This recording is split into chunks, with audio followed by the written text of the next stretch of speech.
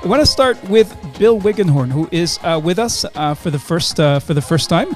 And in 1990, Bill, you wrote, "Why in the world," you ask, "should any corporation have its own university?"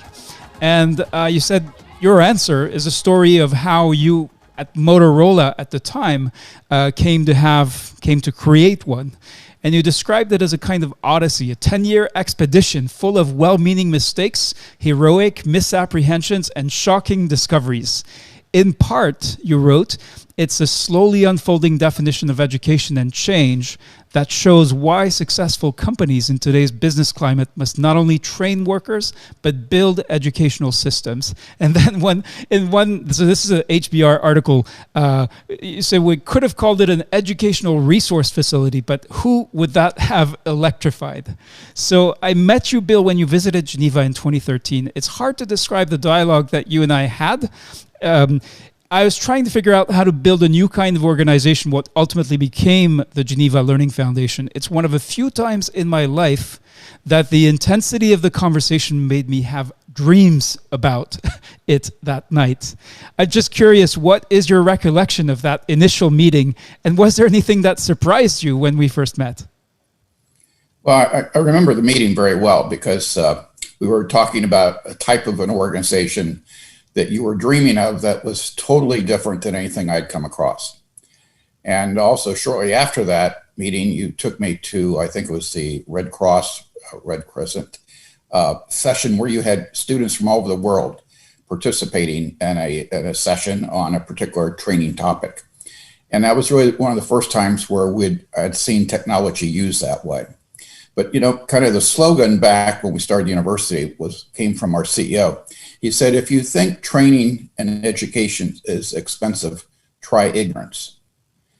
And that really became our theme, was how do you keep people from becoming ignorant in a world which constantly changes? So even if you came out with a software degree, we knew that within months it was a half-life. And so there at that time, we had 165,000 employees, and they were all entitled to be constantly upgraded in their skill set. And I think that made it unique. And in our conversations that started in Geneva, that seemed to also be a dream of yours. These things have to be reinforced by, I think, leadership, by investment, by policies that support it, and by giving people time. And again, that seemed to be just part of the agenda that you were putting together, and I just love supporting. Thanks, Bill. And you shared with me at the time, and I think you needed someone who's kind of knew the humanitarian side, a corner of the universe, what you call the leadership acceleration program that you were doing with Tetra Pak, and that you did, I know, several years, you've kept doing since then. And here's how you described it. You said this leadership acceleration program is designed to give our future leaders the insights and tools they need to further develop and strengthen their leadership competencies and harness their full potential. That sounds like every leadership program ever. What would you say? There is something that certainly struck me as being very surprising, even shocking, in terms of how you actually sort of designed and then implemented that. What do you think is that that you did? This was, I think, in 2015 that you did and do differently. What makes that difference between the kind of humdrum typical leadership development thing that exists in pretty much every corporation, and the one that's going to generate excitement, that's going to get people motivated, and that's going to have people remember it years or even decades later? Yeah, we actually had two populations. We had the young leaders who were selected by the CEO and at that time his peers. But it was also for the CEO because in this model, you selected people from cross disciplines across the geographies. And you gave them a problem, or in this case, a series of problems that were challenges for the CEO and his leadership team. And you gave them 6 months to come up with solutions. And two things happened. One is that, and probably 70% of the times, they actually came up with a solution that got implemented. And number two, new talent was discovered that was not on the radar of anyone in the top management. And so over time, what we noticed is that everybody who participated in the program either got promoted within about 18 months, and usually a two-step promotion, or it became really clear they no longer really fit in the organization and they left. And that was probably about 7 to 8% of the people. But I think what made it unique was they were working on real issues. They were put in an environment very different than their home base. They worked with a cross-cultural, cross-functional team, and they were going to be listened to by the board of directors and the senior management team. And one of the things we always said to the team was, be careful what you recommend because you might have to implement. And we sent teams all over the world. We had them in Afghanistan, we had them in Kuwait, we had them throughout Latin America, throughout Asia, et cetera. So these were not, boondoggle trips. They were pretty serious things, and people took risks, and both from the senior leadership and from the participants. But the results were very, very good. And the program lasted for 11 years. We were actually going to do it again this year. And with COVID, it just became too much of a challenge. And I decided that you need to regroup and come up with a new model. But I think the former CEO and the current CEO were pretty happy with it. That's fascinating. Now, I'd like to ask you some of the questions we've been discussing in previous episodes of the dialogue, which is around how each of us conceptualizes leadership, but how we came also to think of leadership in a particular way. So, how do you define the notion of leadership? How is it different from notions of leadership, and how you've defined it in the past? What has changed over time in your view, in your experience? Well, my definition of leadership is the ability to take an individual or a group to a destination they wouldn't normally reach on their own. And involved in that is also the ability to listen to the minority opinion. Because again, one of the things we found in these problem-solving journeys, actually, that usually there was one or two people who simply saw the world very differently. And as a leader, it was important to listen to them, to make sure that their views got well articulated to the rest of the group, and were given a fair chance for eventually implementation. I think you can be a very quiet leader. And by that, I mean, you lead by example, the old concept of the servant leader. You don't need to be one of these prima donna type of leaders that you see many CEOs becoming today. Now, I think in today's world, since we've been working remotely now for 15 months, the ability to motivate people through, using the technologies that you are today becomes increasingly important. I've sat on two boards, and the one board, both boards have been meeting electronically for 15 months. But one of the boards, the oldest person on the board, who actually is the chair, is 87 years old. She had never used technology. But 15 months into it, she's almost as good as our 22-year-olds on the board. And again, has adapted her leadership style to be modified according to the requirements of the times, which is simply not having that ability to get together physically, but the ability to get together through communities such as you have this evening. So let's get personal, Bill. When and how did you realize the significance of that leadership question in your work and life that you were doing? And who or what helped you come to that consciousness? When I was 22, 23, I worked for a consulting firm that was very unique. It was funded by an Italian pizza maker, to be honest. But he put a lot of money into creating a group to look at problems others would not tackle. And one of our first assignments was with the state of Ohio to help rebuild the Ohio National Guard system after the Kent State University massacre. And all the press wrote about what happened to those who were attacked. There was very little studied or written about what happened to those who were given the command to fire. And so that became a very good case study for me of understanding when leadership is lacking and not having the moral fortitude to say, no, I will not do that, or we need to go a different direction. So that was my biggest wake-up call starting that. And then, throughout life, I've just had the opportunity to work in 60 different countries, see thousands of leaders, and, from each one learn something. But that was the first wake-up call. And what difference, once you had that wake-up call, this new consciousness about the significance, the importance of leadership, what difference did that make for you? What difference has it made for you? Well, the biggest difference was not to accept blindly the directions or orders that come out of a corporate leader. For 30 years, I kept journals, and the journals, I had one called "Dumb Things Executives Say and Do," and it was a collection of things that executives did over time from multiple companies that just made no sense if you're really trying to lead people to a new level, to a new purpose, to fill your mission. But yet over and over and over, it would happen. So I would read that, every couple of months just to wake myself up and make sure I wasn't doing as many of those dumb things as I was recording from others. And what for you is that relationship between leadership and learning? How are they linked, if you consider that they are? Well, I don't think you can be a leader without being a constant learner. Without learning, all of a sudden you're not going to be leading much. There were two military generals that have served in the U.S. Recently, and usually I don't look at military leaders as the leadership. But the thing that struck me about both these generals is that when they were moved from post to post, the only thing they moved with them were their libraries. And our libraries were filled with literally thousands of books, not about military, but about culture, about values, about different environments.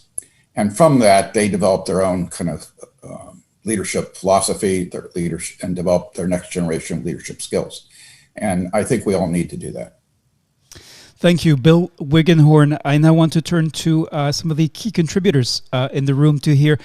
We are fortunate in that amongst the key contributors, there are a significant number who have dedicated their life's work to the study of learning and leadership. And I want to turn to you to ask, as you heard Bill tell little fragments of his journey, what are the insights? What are you taking away from it? How are you listening to what he is sharing about that the views on leadership, the experience of leadership, and what are you listening for in order to unravel what goes into and can come out leadership? I suggest we start with Bill Gardner. Okay, thanks. Ray, you and I talked just briefly that I knew of Bill Wiggenhorn. And so let me just clarify that a little bit, because you'll see how influenced I've been by him. When I was at Advanced Micro Devices and was put in responsibility for not just organization development, but leadership development, we had a pretty active leadership development program that was successful, going very well, until we had our first change in CEO. And we brought a CEO in from the outside. He had previously been the president of the Motorola semiconductor sector. And in my first meeting with him, he wanted to know what we were doing in leadership development. I went through the programs with him. And then he gave me a name, and he said, this guy, I don't know whether we can get him away from Motorola or not, but try, because what you're doing, I want what we had at Motorola.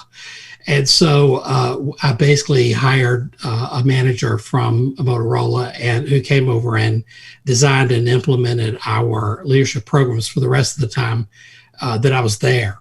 So the key pieces I was picking up as Bill talked were the action learning piece, because we started to add that piece where handpicked directors would be in cross-functional, global teams that would be given a real issue, something that the senior executives were working on. And we worked with them in workshops to learn how to present to senior executives and what they were interested in, but also project management, project development as they came up with solutions to thorny problems. So my reaction was it's really good to finally make the whole connection to what had come out of Motorola University to what happened with us.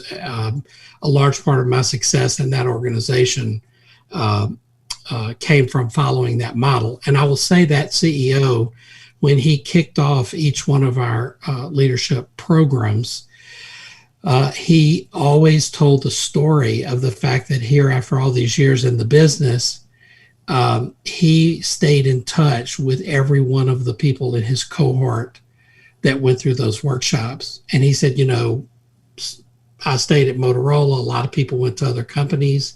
We are constantly in touch with each other. We hire each other at certain times, but it formed a network that not only continued to work together across different organizations, but as he put it, continued to learn from each other. They learned in the very beginning of their leadership journeys, and they were continuing to learn even as many of them were CEOs of other companies, smaller and larger companies. So the insights for me really are the social necessity, I think, of people learning together. And beyond that, the journals are the reflecting to become a continuous learner, even if you're not in a workshop or even if you're not in some kind of formal learning experience. The best leaders that I coach are the ones that are learning every day, maybe every hour or every minute, on what they're doing, the impact that's having, how can they do it better, what did they do that wasn't exactly the way they wanted to do it, how can they interact in a more effective way. So I'm not sure I answered your question, but that was the impact on me. It's great to I've read Bill. It's great to finally hear his voice and see his face. Thanks, Bill, Bill. if I could jump in a moment. The CEO you worked with taught me two things. One is humility, because when he went to his first officers meeting, and we would have those every couple of years, most people did not know him. And because he was of Mexican ancestry, they thought he was the waiter and asked him to go get them drinks, which he did without ever saying anything. And of course, later on that evening was introduced as one of the youngest vice presidents in history, which made those people feel pretty small. But I'll never forget him doing that and just saying, you show your moral spirit by what you do, not what you say. The second thing is his mother owned a bookstore in Mexico. And he told her when anyone ever came in, looked at a book, but couldn't afford to buy it, just give them the book and put it on his tab. Because he thought it was so important that if anybody wanted to continue their learning, they'd be given the resources to do so. So sorry to interrupt there, but I just think those were two things he taught me that eventually got incorporated into some of our leadership programs. So it's amazing to think about, those networks of learning leaders in that corporate space and how knowledge and experience got shared. We have from Emmanuel Musa, who is an immunization professional working in Nigeria, a comment about something you said, Bill, that some leaders are quiet. And Emmanuel says, in this world, don't you need to have a loud voice in order to be heard, in order to exercise leadership? Emmanuel, can you introduce yourself and tell us where you're coming from? What are your thoughts? What is your experience in the different kinds of ways to express and exercise leadership? Hello, good evening, whatever the time is. I'm happy to hear your presentation, Bill, and your progress and what you've been doing to the world and then to the community at large. And then we keep praying for people like you to continue to excel in their leadership and then how to impact even the world at large. I've been interested from your speeches, and your presentation has been very quite interesting, and I'm trying to learn from you. But then there's actually a word that you had said, and I feel, yes, you said leadership is all about people who are silent. And in this present generation, people need to, their voices need to be heard for them to, for people to be able to know, the social media has opened up so much on the issue. When you are quiet, you are not heard. And then when you are quiet, people don't even recognize that you have a very good leadership style or good leadership qualities. So it is when you shout and then you say, and some of these leaders, when they shout, they are not equally doing the best. But then because they shout more, people feel they are doing the right thing. But for the quiet ones who are equally good, they feel they are hiding more of those leadership qualities they're having, and they feel they are not living up to expectations. So, sir, in this narrative, how can we be able to give me more light? I happen to be part of those quiet people, and when it comes to the issue of leadership. So I'm interested, and that's why I pose this question. Thank you, sir. I'm just thinking there are 3 CEOs that have had the experience of interfacing with very large companies in the last 2 years are very quiet leaders. And in 2 of the 3 cases, they succeed a very bombastic leader. And it's been interesting because as a quiet leader, they demonstrate competence by getting things done, by listening to people, by building teams that make the decisions rather than, this, in their case, the CEO making the decision. And in 2 of those 3 institutions, their performance is much better than previously. And the corporation's more at peace. There's not as much constant infighting, turmoil as previously. But I agree with you. It's very difficult to be heard if you're too quiet.